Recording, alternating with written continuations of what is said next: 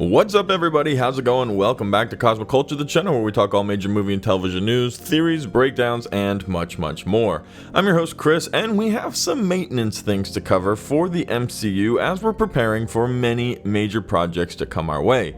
Namely, the Moon Knight finale, which is only Tuesday night. We have the 5th episode, then the following week we have the finale for Moon Knight, then we have Doctor Strange and the Multiverse of Madness, and Thor Love and Thunder, two major characters in the MCU historically, and as of right now and recently, both getting major films. One is a sequel for probably the most important character in the MCU right now, and the other one is what seems to be the start of a new trilogy for Thor, one of the favorite Avengers that remains from the original Avenger era and the Infinity Saga. So we need to talk about variants in the MCU and what they mean moving forward, since Doctor Strange in the Multiverse of Madness is rumored to introduce a lot of new variants, some characters we're familiar with, some new characters, but what does this mean for the future of the MCU? And we have confirmation that Lady Thor, Mighty Thor, Jane Foster wielding Mjolnir in the Thor Love and Thunder trailer is not one of these said variants. We'll talk about all this and more in today's video. However, if you haven't already, consider subscribing and turning on that notification bell so you don't miss out on any of our daily uploads. Also, you can check me out on my other socials, Instagram at Chris M. Rosser and Twitter at The Culture Chris. Links to both are in the description down below. So I really want to dive right into the main idea, which is what are variants moving forward? What role can they play, and why are they potentially dangerous for a prosperative and successful MCU? However, I think we need to talk about this Jane Foster business first, because there are a lot of people out there theorizing or wondering whether or not this is a completely different Jane Foster altogether and not the one that we're familiar with. So with the release of a trailer and a poster last week, we now have a new updated synopsis, which gives us more information, more of an idea of what the movie is going to be about, following the information they gave us from the poster. So let's read that, and we'll take what we learned from it and apply it to today's conversation. The updated Thor Love and Thunder synopsis reads as follows. A new trailer and poster are now available for Marvel Studios' Thor Love and Thunder, offering long-awaited clues to what's in store for the God of Thunder. The film finds Thor, Chris Hemsworth, on a journey unlike anything he's ever faced, a quest for inner peace. But his retirement is interrupted by a galactic killer known as Gore the God Butcher, Christian Bale, who seeks the extinction of the gods. To combat the threat, Thor enlists help of King Valkyrie, Tessa Thompson, Korg, Taika Waititi, and ex-girlfriend Jane Foster, Natalie Portman, who, to Thor's surprise, inexplicably wields his magical hammer, Mjolnir, as the Mighty Thor. Together they embark upon a harrowing cosmic adventure to uncover the mystery of the God Butcher's vengeance and stop him before it's too late. So it's very likely that you see where I'm going with this specific synopsis. For the purpose of today's conversation, it talks specifically about Natalie Portman's character, who is ex-girlfriend Jane Foster, who to Thor's surprise inexplicably wields his magical hammer, Mjolnir, as the Mighty Thor. So we already know a few details just from conversations with directors, writers, Chris Hemsworth, Natalie Portman, what exactly her role or her character is going to be, and it sounds like they're actually taking out of the Mighty Thor comics, which features this character, the fact that she will be battling cancer, but that she will also be worthy to hold Mjolnir. What they haven't explained is how will Mjolnir come back together, because in Avengers Endgame, it was brought from a different universe through the efforts of quantum realm time travel, but Captain America went back in time to return the stones, and Mjolnir, they all went back to where they originally belonged.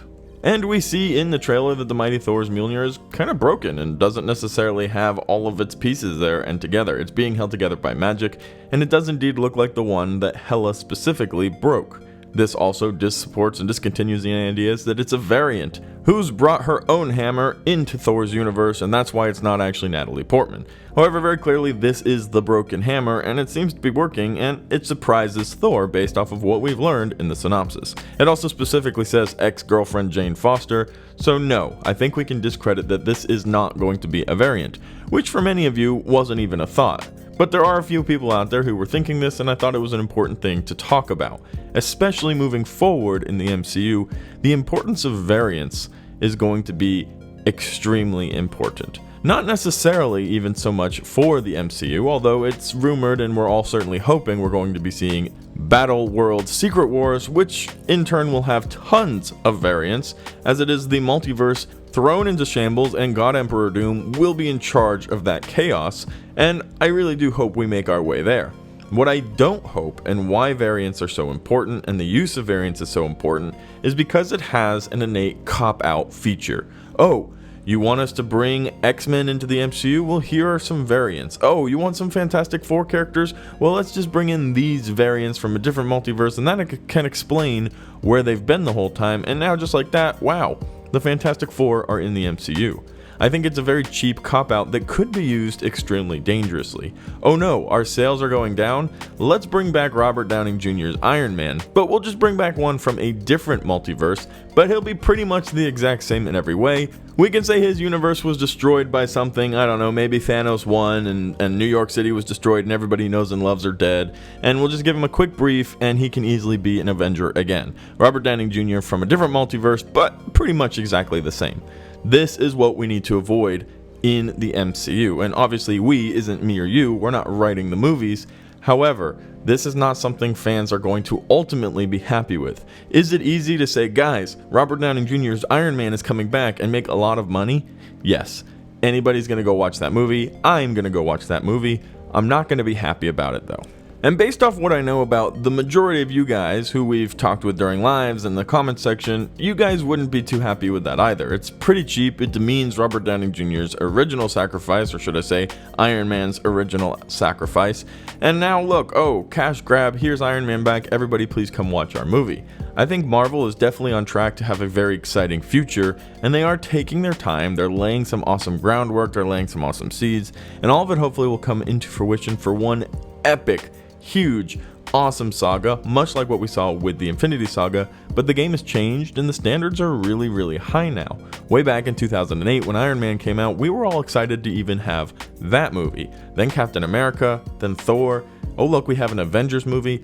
None of us at the time knew that we were headed towards the Infinity Saga. None of us knew Thanos was on his way and that we're going to be seeing Avengers Infinity War and Avengers Endgame.